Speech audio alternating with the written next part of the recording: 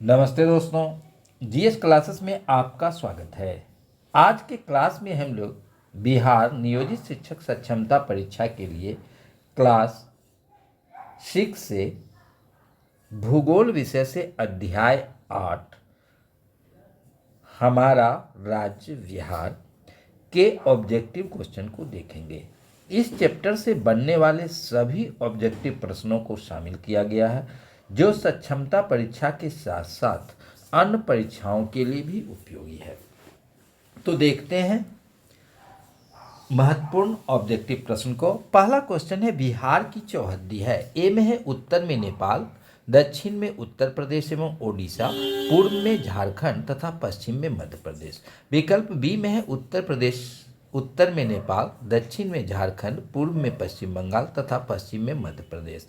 विकल्प सी में है उत्तर में नेपाल, दक्षिण में झारखंड, पूरब में पश्चिम बंगाल तथा पश्चिम में उत्तर प्रदेश, और डी में उपर्युक्त में से कोई नहीं। तो बिहार की चौहद्दी है उत्तर में नेपाल, दक्षिण में झारखंड, पूरब में पश्चिम बंगाल तथा पश्चिम में उत्तर प्रदेश। तो इसका आंसर हो जाएगा सी। अगला क्वेश्चन है, बिहार का क्षेत्रफल कितना है। विकल्प ए है 76,677 वर्ग किलोमीटर, बी है 1,47,561 वर्ग किलोमीटर, सी में है 1,73,877 वर्ग किलोमीटर, और डी में है 94,163 वर्ग किलोमीटर। तो इसका आंसर हो जाएगा 94,163 वर्ग किलोमीटर। अब अगला क्वेश्चन है, किस देश की सीमा बिहार राज्य से जुड़ती है। ए में है भूटान, बी में है नेपाल, सी में है चीन और डी में है बांग्लादेश। तो बिहार से नेपाल देश की सीमा जुड़ती है, तो इसका आंसर हो जाएगा बी। यानी कि अगला क्वेश्चन है चौथा, राज्य में सोमेश्वर की पहाड़ियां निम्नलिखित में से किस जिले में पाई जाती है। तो सोमेश्वर की पहाड़ी जो है पश्चिम चंपारण जिले में है, तो इसका आंसर होगा बी। अगला क्वेश्चन है, बिहार राज्य की सीमा से निम्नलिखित में से किस राज्य की सीमा स्पर्श नहीं करती है। ए में है उत्तर प्रदेश, बी में है पश्चिम बंगाल, सी में है ओडिशा और डी में है झारखंड।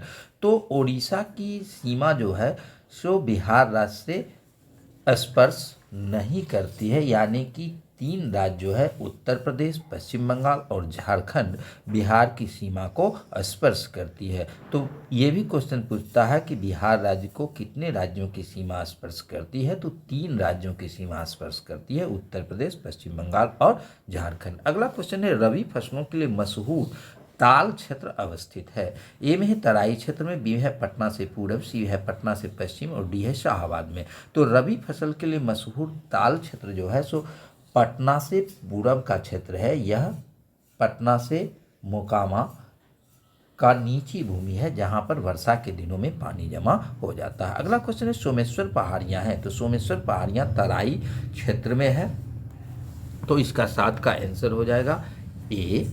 अगला क्वेश्चन है, सरैसा क्षेत्र में शामिल होते हैं। तो सरैसा क्षेत्र में वैशाली, समस्तीपुर और मुजफ्फरपुर जिला का क्षेत्र शामिल होता है। सरैसा क्षेत्र जो है सो तंबाकू उत्पादन के लिए प्रसिद्ध है, यानी कि सरैसा खैनी के लिए यह क्षेत्र प्रसिद्ध माना जाता है। अगला क्वेश्चन है, प्रमुख उत्पादक जिले हैं गन्ना के, यानी कि गन्ना के प्रमुख उत्पादक जिले कौन हैं। तो दिए गए विकल्प में गन्ना का सर्वाधिक उत्पादन जो है गोपालगंज, पूर्वी चंपारण, पश्चिमी चंपारण आदि जिलों में होता है, तो इसका आंसर हो जाएगा 9 का डी। अब अगला क्वेश्चन है, बिहार राज्य के पश्चिमोत्तर कोने पर हिमालय की एक चोटी है, इसका किस नाम से इसे जाना जाता है। तो इसे सोमेश्वर की पहाड़ी के नाम से जाना जाता है, तो इसका आंसर हो जाएगा 10 का सी। अब अगला क्वेश्चन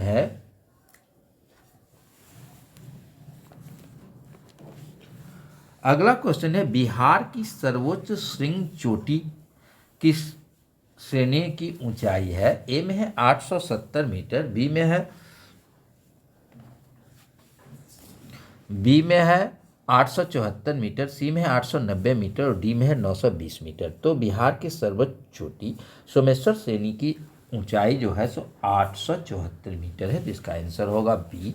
अगला क्वेश्चन है, बिहार में कुल प्रमंडलों की संख्या है। तो बिहार में कुल प्रमंडल की संख्या 9 है, तो इसका आंसर हो जाएगा 12 का डी। अगला क्वेश्चन है बिहार राज्य में वर्तमान में कितने जिले हैं? तो बिहार में वर्तमान में जो है जिलों की संख्या 38 है, इसका आंसर हो जाएगा बी। अगला क्वेश्चन है बिहार में कुल अनुमंडलों की संख्या है?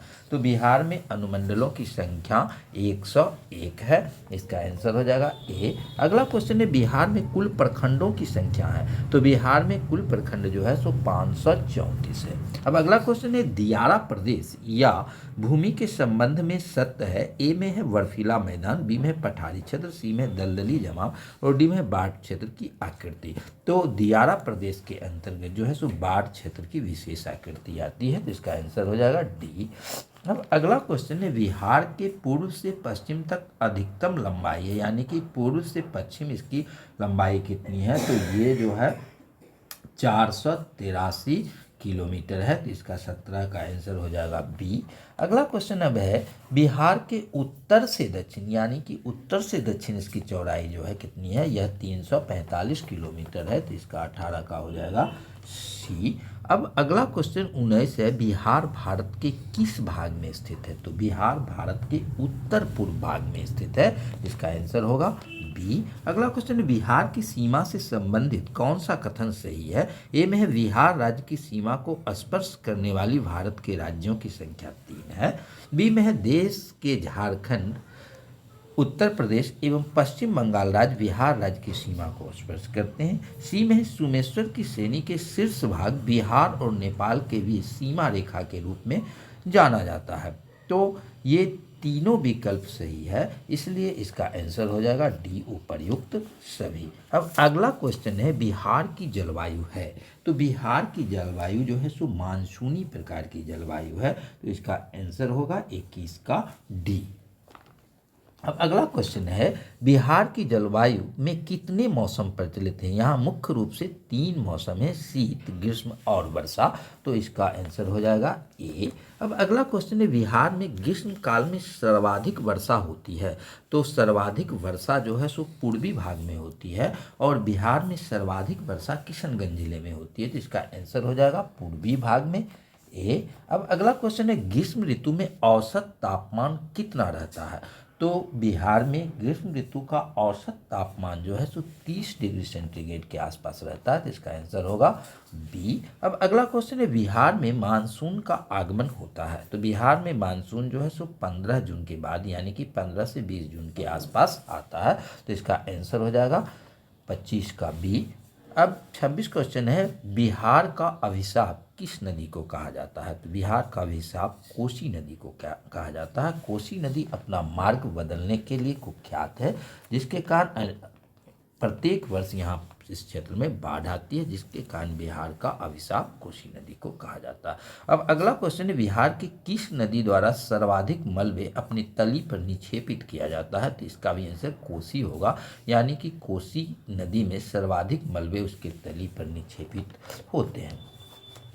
अब अगला क्वेश्चन है मसूर का सर्वाधिक उत्पादन किस जिले में होता है? तो मसूर का सर्वाधिक उत्पादन पटना जिला में होता है। पटना का ताल क्षेत्र जो है दलहन उत्पादन के लिए काफ़ी प्रसिद्ध है। अब अगला क्वेश्चन है खरीफ फसल की बुआई किस महीने में की जाती है? तो खरीफ फसल की बुआई बरसात के मौसम में की जाती है, यानी कि इसकी बुआई जून जुलाई में की जाती है। अब अगला क्वेश्चन है बिहार में जूट की प्रमुखता से उगाया जाता है?